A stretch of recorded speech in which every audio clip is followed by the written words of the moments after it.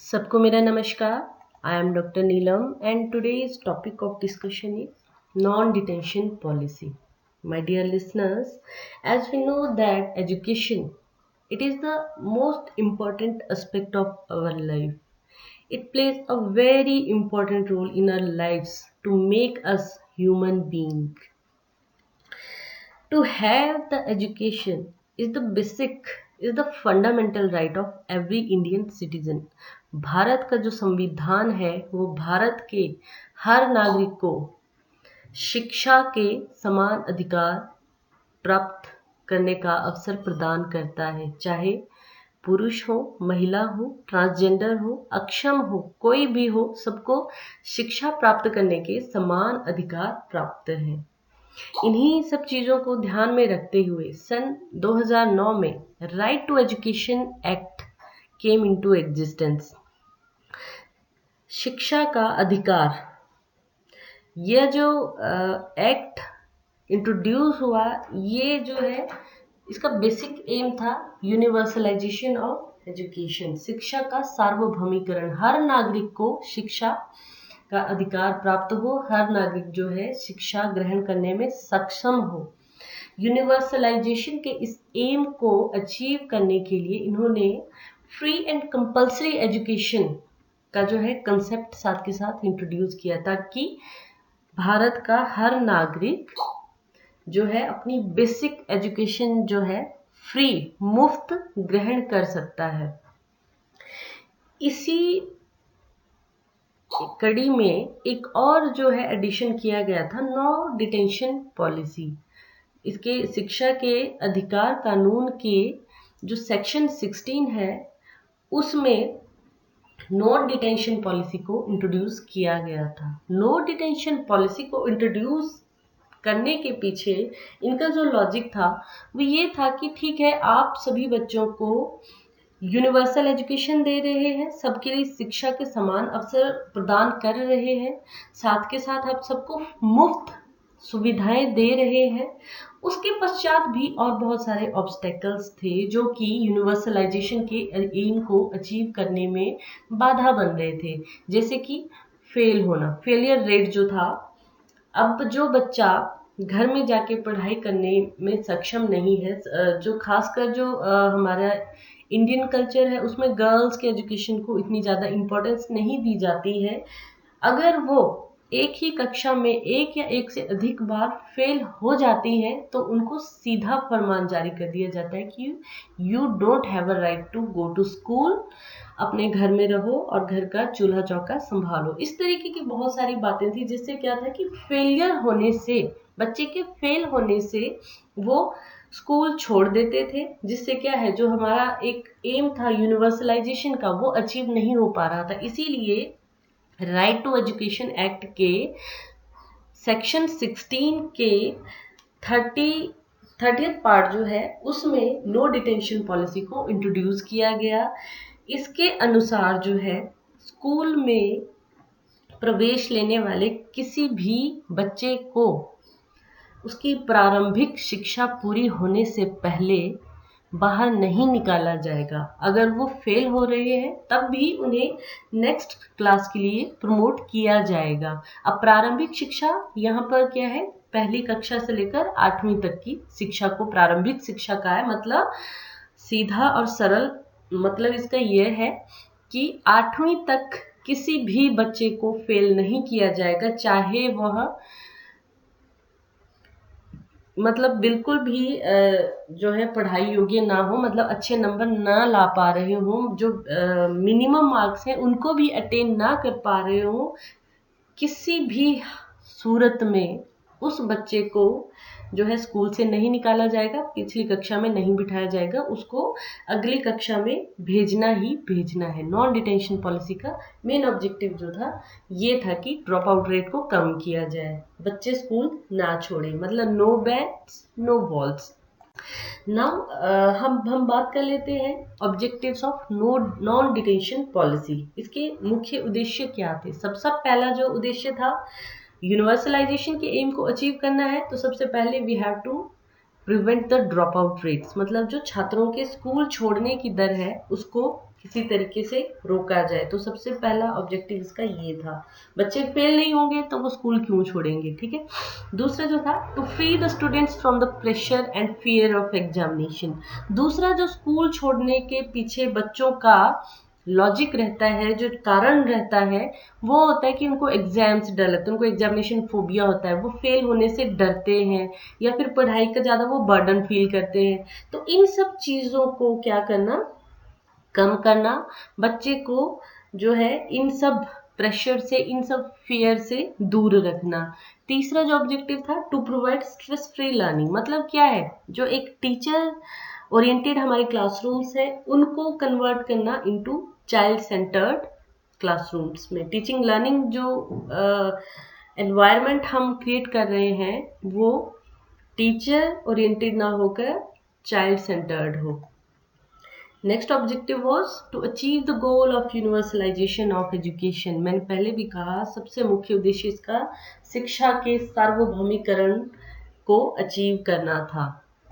Now अब ये non detention policy सही है या गलत है, कुछ एक पॉइंट्स को हम डिस्कस कर लेते हैं। सबसे पहले हम बात कर लेते हैं इन फेवर, मतलब कि इसके पक्ष में कौन कौन से पॉइंट्स हैं जो कि नॉन डिटेंशन पॉलिसी को फेवर करते हैं। सबसे पहले है, non detention policy help in reducing the drop out rate. जैसे पहले ही कहा कि जो बच्चे फेल होने के डर से स्कूल छोड़ते थे, जो बच्चे एग्जामिनेशन फोबिया के कारण स्कूल छोड़ते थे, या जो पिछली कक्षा में बार बार बैठने के कारण शर्म झिझक ऐसे बहुत सारी चीज़ों को महसूस करते थे, उन सबको फेल ना होने से वो क्या है, वो नेक्स्ट क्लास को प्रमोट हो रहे हैं, तो उनका जो है मोरल इंक्रीज हो रहा है, उनका ड्रॉप आउट रेट कम हो रहा है।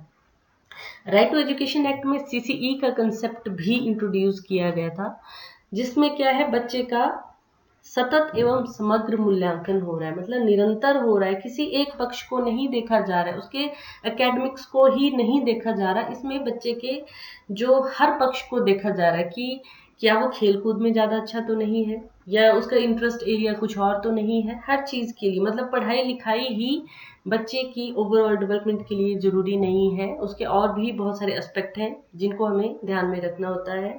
Next is the teaching and learning becomes diagnostic. यहाँ पे क्या है, पहले ये होता था कि बच्चे को फाइनल एग्जाम में बैठना है, उनको क्लियर करना है और वो प्रमोट हो जाते हैं नेक्स्ट क्लास के लिए, ठीक है। अगर फेल हो जाते हैं उस केस में कोई डायग्नोसिस नहीं, कोई रेमेडी नहीं हो सकते, कुछ भी कारण रहा हो बच्चे के ना सीखने के पीछे, उसके फेल होने के पीछे।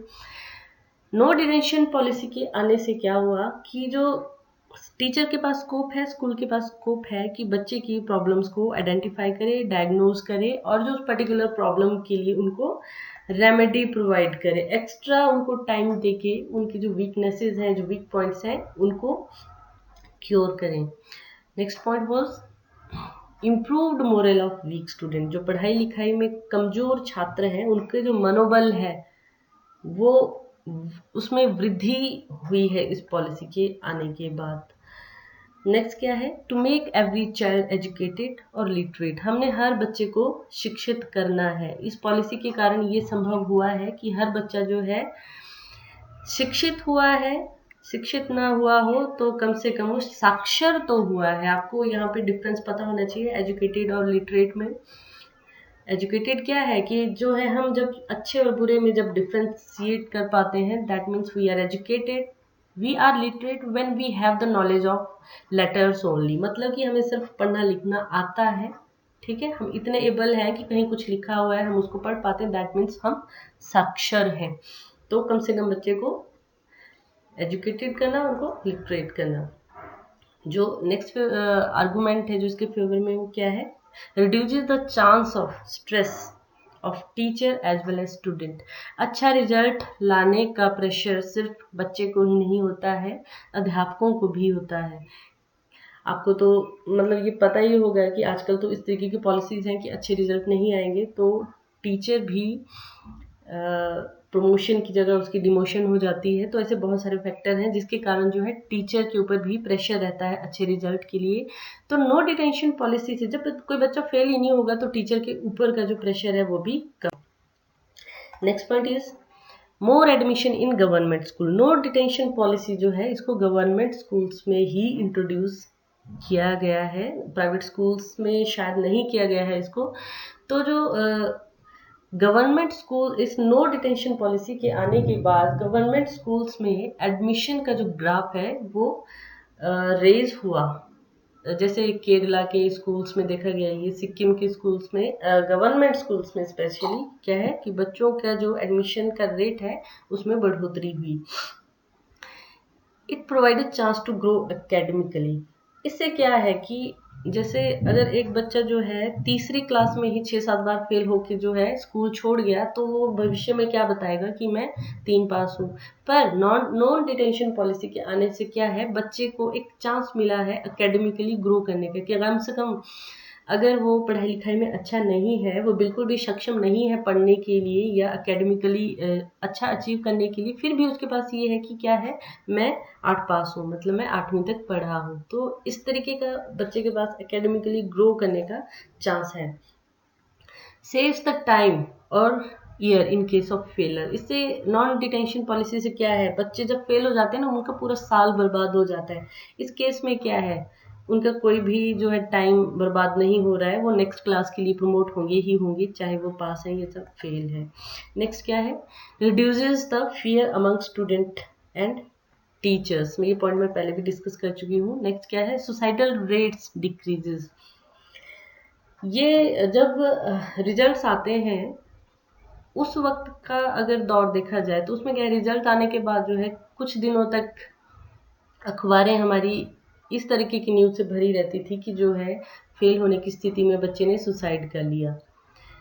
नो डिटेंशन पॉलिसी आने के बाद इस तरीके के सुसाइडल रेट्स में काफ़ी गिरावट देखी गई है। ठीक है, अगला पॉइंट है यूनिवर्सलाइजेशन ऑफ एजुकेशन। इस पॉलिसी के आने से जो है सभी को शिक्षित करने का जो उद्देश्य है, सबको समान शिक्षा प्राप्त करने का जो उद्देश्य है वो पूरा हुआ है। एंड ऑल्सो जब यूनिवर्सलाइजेशन है, then we will able to achieve the goal of free and compulsory education. जो फ्री एंड कंपल्सरी एजुकेशन का जो एम है उसको हम अचीव करने में एबल हुए हैं। नेक्स्ट इज द, अब जो है arguments against non detention policy. अब यहाँ पे मैं क्लियर करना चाहूँगी कि सन 2009 में इसको राइट टू एजुकेशन एक्ट के तहत जो है इंट्रोड्यूस किया गया था, पर राज्यसभा ने नवंबर 2019 में एक बिल पास किया था जिसमें कि right of children to have free and compulsory education act जो है उसमें अमेंडमेंट हुई है। और अमेंडमेंट में क्या किया गया है कि नॉन डिटेंशन पॉलिसी को हटाया जाए, मतलब इसको ना रखा जाए, इसको रिटेन किया जाए, इसको रिवर्स किया जाए। और उस वक्त ये जो डिसीजन है ये उस वक्त के 2019 में HRD minister mister Prakash Javadekar थे, अभी भी हैं वो। तो मतलब बहुत सारे स्टेट्स, लगभग 25 स्टेट्स जो हैं इस नॉन डिटेंशन पॉलिसी के अगेंस्ट थी। उन्होंने राज्यसभा में इस बिल को लाया था कि इस नॉन डिटेंशन पॉलिसी को जो हटाया जाए। उसमें जो मेन स्टेट्स थी जैसे गुजरात है, हिमाचल प्रदेश, मध्य प्रदेश, सिक्किम, पंजाब, ऐसे और भी स्टेट्स हैं। कुल मिलाकर 25 जो स्टेट्स थी वो इसके अगेंस्ट थी कि नॉन डिटेंशन पॉलिसी को हटाया जाए। और ये जो है बिल राज्यसभा में नवंबर 2019 में पास हुआ और इसको बोला जाता है right of children to have free and compulsory education amendment bill 2019। इस बिल में इस पॉलिसी को हटा दिया गया है। जो 25 स्टेट हैं उसकी लिस्ट आप इंटरनेट से भी ले सकते हैं, यहाँ पे मैं उनको नहीं अभी बोल सकती हूँ। अब इसका हटाने के पीछे जो मेन लॉजिक क्या था वो ये था कि नॉन डिटेंशन पॉलिसी से जो है 8वीं तक तो बच्चा बिना किसी रोक टोक के पास हो गया, पर उसके आगे का क्या, 9th और 10th में सबसे ज़्यादा फेलर रेट देखा गया, क्योंकि 9th में बच्चे को खुद से पढ़ के पास होना है पर उसको ये आदत ही नहीं रही है कि मुझे मेहनत करनी है, मुझे पास होना है। तो क्या है, जो फेलर रेट है वो 9th एंड 10th क्लास में ज़्यादा बढ़ा हुआ देखा गया इस पॉलिसी के आने के बाद।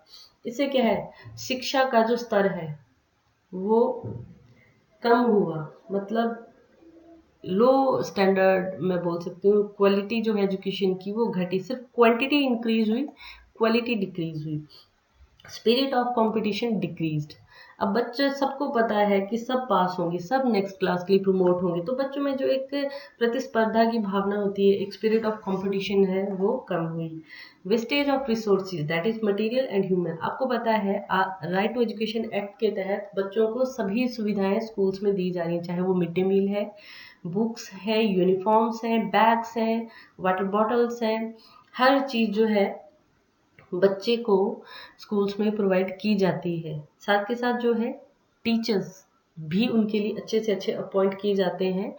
क्या है इन सभी रिसोर्सेज की वेस्टेज है। जब पता है बच्चे ने नेक्स्ट क्लास में प्रमोट होना ही है, देन न टीचर मेहनत करेगा ना तो बच्चा मेहनत करेगा, वो जो रिसोर्सेज हैं उनका वेस्टेज है। It is also felt that children do not study and work hard as they don't have the fear of failure. Obviously, जब उनको फेल होने का कोई डर ही नहीं है, then how can we